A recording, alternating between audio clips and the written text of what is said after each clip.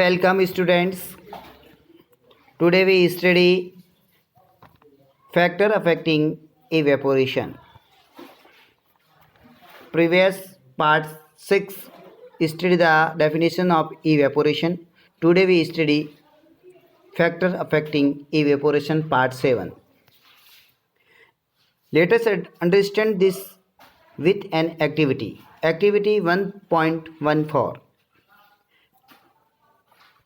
Take 5 ml of water in a test tube and keep it near a window और under a fan.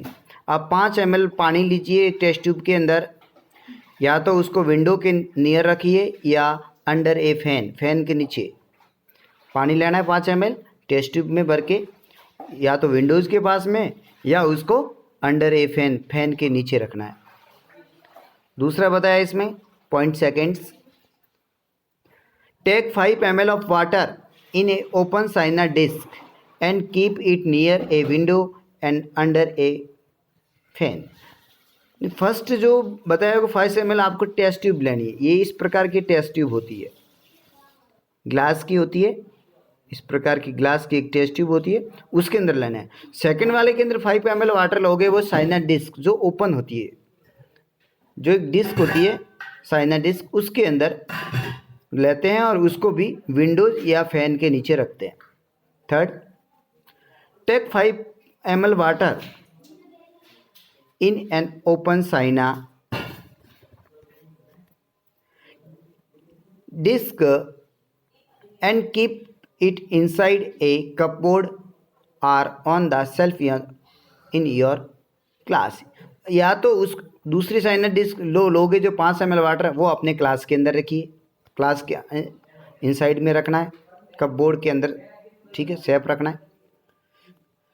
Record your 3 प्रकार के हमने, एक तो आप टेस्ट ट्यूब में पानी लिया, वाटर लिया 5 ml, उसको नियर टू विंडो या अंडर ए फैन. दूसरा लिया वो साइना डिस्क में लिया, वो भी पास में विंडो के पास में रखा या अंडर ए फैन. थर्ड वाला जो आपने लिया वो साइना डिस्क वो क्लास के अंदर रखा है, वो विंडो के पास या फैन के नीचे नहीं, क्लास के अंदर रखा है. अब तीनों की हम रिकॉर्ड योर रूम टेम्परेचर को रिकॉर्ड करेंगे, ठीक है.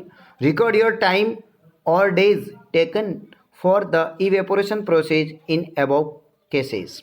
और इवेपोरेशन प्रोसेस के बारे में उसका रिकॉर्ड रखेंगे कि इवेपोरेशन में कितना टाइम या कितना डे लगा इवेपोरेशन होने में, इन तीनों प्रकार के केसेस के अंदर. Repeat above 3 steps of activity on a rainy day and record your observation. और ये कि ये तीनों स्टेप्स आप रेनी सीजन के अंदर भी आपको रिपीट करनी है और उसका भी रिकॉर्ड रखना है. What do you infer about the effect temperature, surface area and wind velocity, जिसको स्पीड भी कहते हैं, on evaporation, जिसका इवेपोरेशन की wind velocity, surface area and temperature का इवेपोरेशन पर क्या प्रभाव है, ठीक है. You must have observe that the rate of evaporation increases with. यानी नीचे दिए गई ऑब्जर्व में देखा गया कि इवेपोरेशन की जो रेट है वो इंक्रीजेज हो जाएगी. कब होगी? इन परिस्थितियों में बताई हुई है. फर्स्ट इसकी कंडीशन बताई हुई है, N increase of surface area. यदि सरफेस एरिया इंक्रीज होता है तो rate of evaporation is increases. यदि आप सरफेस एरिया बढ़ेगा तो उसका रेट ऑफ इवेपोरेशन भी बढ़ जाएगी, इंक्रीज हो जाएगा. इसके लिए नीचे एक बताया हुआ है उसका. We know that evaporation is a surface phenomena. Evaporation क्या है? एक फिनोमिना है, सरफेस सतही घटना है. If the surface area is increase the rate of evaporation is increase. यदि हम सरफेस एरिया इंक्रीज करते हैं तो उसके रेट ऑफ इवेपोरेशन इंक्रीज होगा. यानी सरफेस का एरिया, सतह का क्षेत्रफल यदि बढ़ता है तो इवेपोरेशन यानी वाष्पीकरण की दर भी बढ़ती है. For example, while putting clothes for drying up we spread them out. हमने देखा होगा कि हम जो गीले कपड़ों को सुखाते हैं, फैला कर सुखाते, सुखाने के लिए क्या करते हैं, कपड़े को फैला देते फिर सुखाते हैं। इससे क्या होगा, इससे ये होगा कि जब कपड़े को फैलाएंगे, फैलाकर हम सुखाने के लिए रखते हैं, तो उसका सरफेस एरिया है वो इंक्रीज हो जाएगा। जब सरफेस एरिया इंक्रीज हो जाएगा तो the rate of evaporation is increases. ठीक है, तो वेपोरेशन की रेट है वो भी इंक्रीजेज होगी। यानी फर्स्ट पॉइंट ये बता रहा है कि यदि हम सरफेस एरिया को इंक्रीज करेंगे तो rate of evaporation is increase. Seconds increase of temperature. यदि टेम्परेचर को इंक्रीज करेंगे तो इवेपोरेशन की रेट भी इंक्रीज हो जाएगी। With the increase of temperature more number of particles get enough kinetic energy to go into a vapour state. क्योंकि जब हम टेम्परेचर बढ़ाएंगे तो जो पार्टिकल्स की जो काइनेटिक एनर्जी है वो भी क्या हो जाएगी, हाई हो जाएगी, और वो किस में बदल जाएगा, गो इनटू ए वेपर, और वेपर स्टेट के अंदर आ जाएगा, वाष्प अवस्था में आ जाएगा। ठीक है, तो अवस्था बदल जाएगी तो इवेपोरेशन ज़्यादा हो जाएगा ना। तो इस कारण जब हम टेम्परेचर बढ़ाते हैं तो उसका क्या बढ़ जाता है, तो रेट ऑफ इवेपोरेशन बढ़ जाता है। थर्ड पॉइंट्स इसमें डिक्रीज इन ह्यूमिडिटी। ह्यूमिडिटी यदि डिक्रीज होगी तो रेट ऑफ इवेपोरेशन इंक्रीज हो जाएगा। ह्यूमिडिटी मीन्स इसमें बताया हुआ है, humidity is the amount of water vapour present in air. Air के अंदर आपकी वाटर वेपर कितना है प्रेजेंट्स, वही ह्यूमिडिटी कहलाती है। यदि पानी की मात्रा ज़्यादा है यानी ह्यूमिडिटी ज़्यादा है तो रेट ऑफ इवेपोरेशन डिक्रीज हो जाएगा, और जबकि ह्यूमिडिटी यदि लो है, डिक्रीज है, कम होगी तो rate of evaporation is increase. The air around us cannot hold more than a definite amount of water vapour eight A given temperature. यानी एक गिवन जिस टेम्परेचर पर एक किसी भी एयर के अंदर एक वाटर वेपर की कैपेसिटी होती है, उतना ही वो उसमें रहता है, इससे ज़्यादा उसके अंदर होल्डिंग कैपेसिटी एयर में नहीं होती है।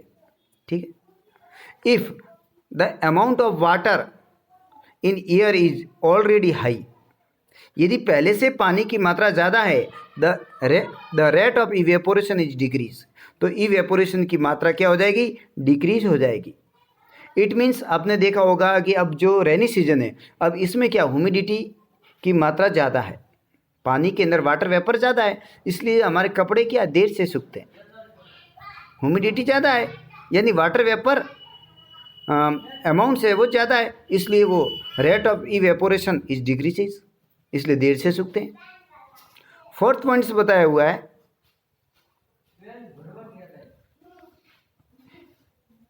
An increase in wind speed. यदि विंड स्पीड, यहाँ पे जो विंड स्पीड यानी जो पवन, विंड्स का मतलब होता है पवन की गति, वायु का बहना, winds means blowing air is called winds. यानी बहती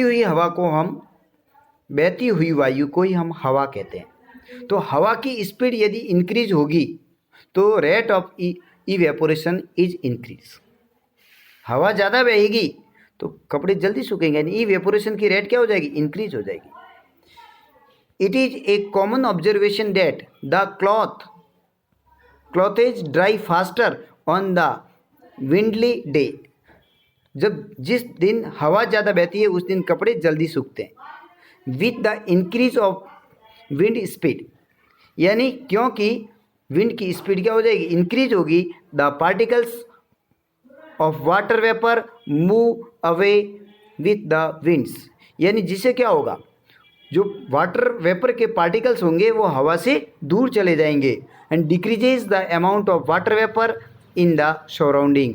इस प्रकार जो आप वाटर वेपर हैं उसकी मात्रा धीरे धीरे उसके चारों ओर कम हो जाएगी, क्योंकि जो भी वाटर वेपर के रूप में जो अमाउंट निकला है वो हवा के साथ दूसरे स्थान पर चला जाता है, वहाँ पे डिक्रीजेज हो जाएगा अमाउंट ऑफ वाटर वेपर। तो इस प्रकार वापस इवेपोरेशन होने, इवेपोरेशन की जो रेट है वो इंक्रीजेज हो जाएगी। तो 4 पॉइंट्स के अंदर हमने स्टडी की फर्स्ट पॉइंट बताया हुआ है कि फर्स्ट पॉइंट है कि an increase of surface area then the rate of evaporation is increase.